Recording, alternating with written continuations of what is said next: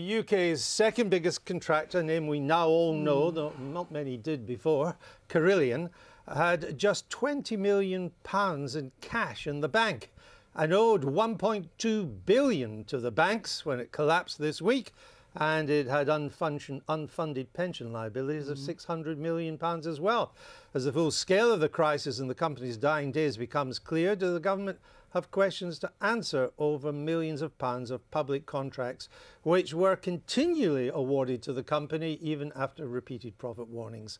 One of the government's ministers under fire is the Transport Secretary, Chris Grayling, who signed a contract for HS2 after Carillion's July profit warning. The BBC tried to track him down this morning, and this is what he had to say. Brilliant. I'll very happily talk to you guys later. I'm doing interviews this morning, but I'm going to get a train now, I'm afraid.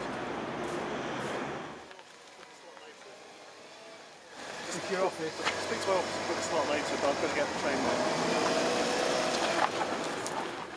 Well, that wasn't very informative. Let's see if we can do a bit better here in the studio this morning. Oliver Dowden, in July of last year, the chief executive of Carillion was fired. There was an £840 million write-off on the balance sheet, and the shares fell 60% in 2 days. Yet a week later, July the 17th, the government made it part of a £6 billion HS2 contract and £158 million MOD property contract. Why?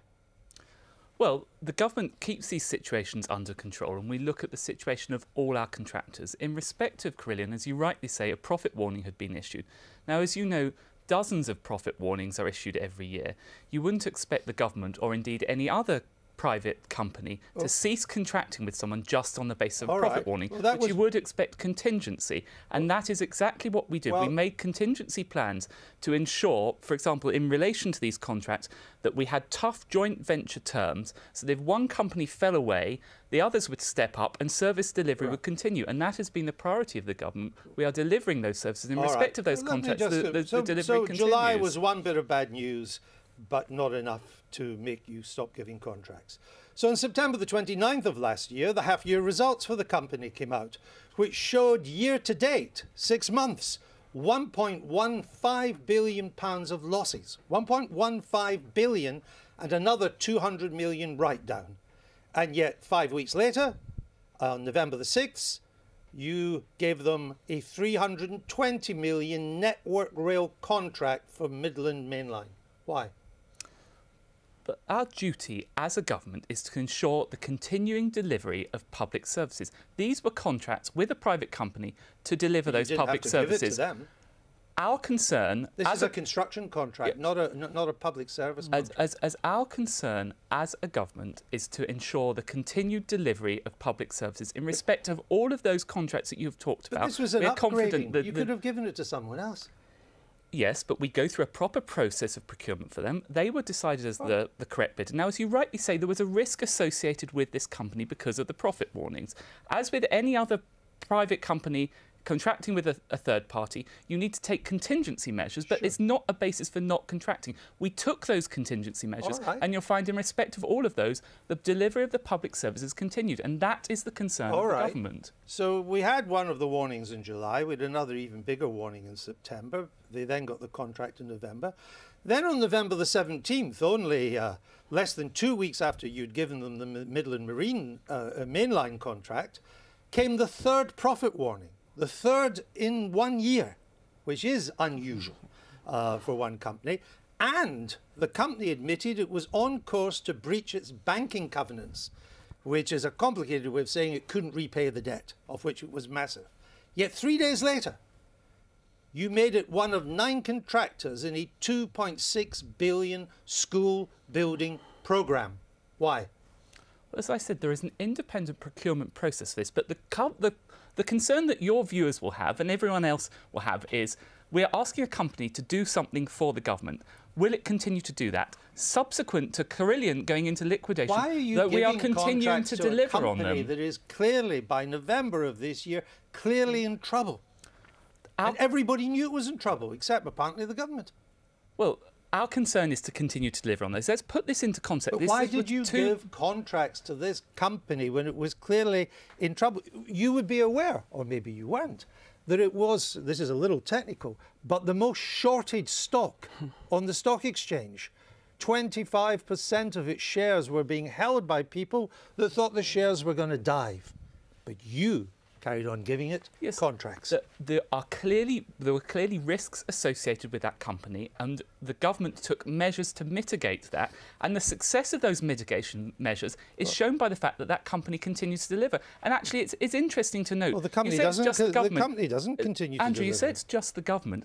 Actually, the last public sector organisation to award preferred bidder status to Carillion was Leeds City Council. They didn't award the contract, though, did they? Well, because you'd run out of time because they went into liquidation. It was a preferred bidder, but that's fine. In respect but you cannot. You're the government, and just because some Labour council has proved to be as cosy with Carillion as you doesn't let you off the hook. You go on and say you had contingency plans. You were keeping an eye on this company because of it all, but you had enough contracts with Carillion for it to be designated a strategic partner of government. It's an official designation. And an official designation like that means that the government appoints a Crown representative, that's really a representative of the state, to keep an eye on the company because there are concerns. And yet, during the height of these financial problems, there was no Crown representative appointed. Why? Well, as you know, there was a Crown representative by the end. There was a change in the Crown representative. But there wasn't at the crucial time. The way these Crown representative works, remember, they have a whole team working to them. Those people were in place. And so there was no adverse impact in terms of the delivery of those services. Is there any sense in which we should see this? Because I think even the government must have known Carillion was in some trouble. And you kept on giving it contracts. Was there any sense in which you were doing this as a hidden subsidy, simply to try and keep the company going in the hope that it would get out of its troubles? No, there are strict procurement rules. These companies have to, if they're to be awarded a government contract, they have to demonstrate they will deliver value for money. Carillion won those processes. Now, once they'd won them, the government had to be sure that they would continue to deliver on them. But you didn't put a Crown representative in. Why didn't you then, if you had to be that sure? I explained the position in respect to the Crown representative that has a team working with them who continue to carry out those functions. There was a Crown representative in place by the end. One quick question then, I'll come on to our Labour guest. Can you now tell us this morning what the likely cost to the taxpayer will be? Well, what we have done is to ensure that the official receiver is funded. So the official receiver will continue to pay out on those contracts. I do know all that. Of course, I'm asking you to put a bill on it. Do we know how much? That will depend upon the amount that the official receiver can recover. The key priority here is the continuing delivery of public services. That is achieved by funding the official receiver who pays out on those contracts. It will depend upon how much the official receiver is able to recover. That is perfectly standard in any liquidation situation, as you know. Why is the Carillion crisis a crisis of outsourcing? Why is that? Which is what your party's claimed. The Carillion crisis and the failure, which is traumatic and tragic for so many people who work for Carillion and their suppliers, is a failure of outsourcing. Because if you listen to Olivier, what he won't say is that they continue to give contracts to Carillion because they believe ideologically in giving public sector contracts to the private. And so, I'm going to let you answer the question, but you're not yet. Why is it a crisis of outsourcing?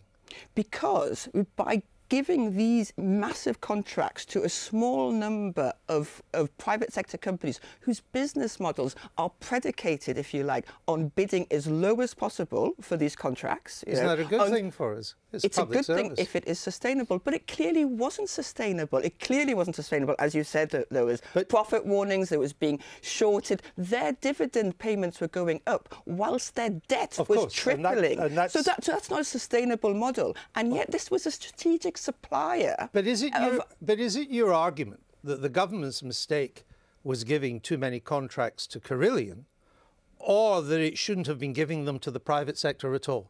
The fact that the government was obliged, if you like, to give so many contracts to one supplier demonstrates that it should not have been outsourcing so much of our public services. Should these contracts have gone to the private sector or not? So many of much of our public services, our schools, our prisons, our hospitals, should not be being delivered by the private sector because the profit motive does not lead to the best outcomes for our students, prisons. Because the Carillion wasn't brought down by outsourcing services. It was brought down by construction contracts that went wrong. Now, one of the construction contracts which rebounded on it was the Aberdeen bypass, £750 million. But there were delays. The receivables weren't as high as they thought. That was one of the reasons for a write-down. Should the Aberdeen bypass be built by a private construction company or not? Each individual case depends on the nature of the tender, and I would argue with you. No, I'm asking you the principle. Should it be built by a private company or should it be built by a publicly owned construction company? Public services should be delivered, I believe, in the main. This isn't a service. This is a construction. So I would not argue necessarily that it should be built by. But you, sorry, Andrew, but you made an important point. You said it wasn't brought down by public services. It was brought down by construction. And yet it was the ongoing need to service those public services, which are our hospitals, our schools, etc., which was what what the other two British contracts which was what brought it down. Underbidding for key services, which it could not actually deliver. You keep on saying services. And it wasn't services. The point I'm trying to get to you. It was brought down clearly now. We know this from the evidence in the High Court by construction contracts. Two of the other construction contracts were for a big hospital in Liverpool and a big hospital in Manchester. Again, it didn't go the way the company thought. The margins were thin. Is it Labour's position that it was wrong to give this to Carillion or wrong to give it to the private sector at all, and it should be done by the public sector? Where possible, so Carillion is a shell company, and the supply chain for the support for delivering construction services to the public sector needs to be examined and investigated. So Carillion, this is a really important point. Should we build our hospitals using private companies or should they be built by the public sector? Is that Labour's position? Suppliers and contractors to the public sector, which can include for the building of public sector construction and hospitals, they should have sustainable business models, and the supply chains should not be so long, which means so broad, which means that there is no actual control. So our argument is that we need the capacity within the public sector to manage these constructions. But not to build. Not necessarily to build. The public sector doesn't have to do everything, but when it comes to the delivery of public services and to the management of the delivery of public assets, there needs to be the capacity within the public sector to do that directly. We need to move on, but it's not the last we've heard of Carillion.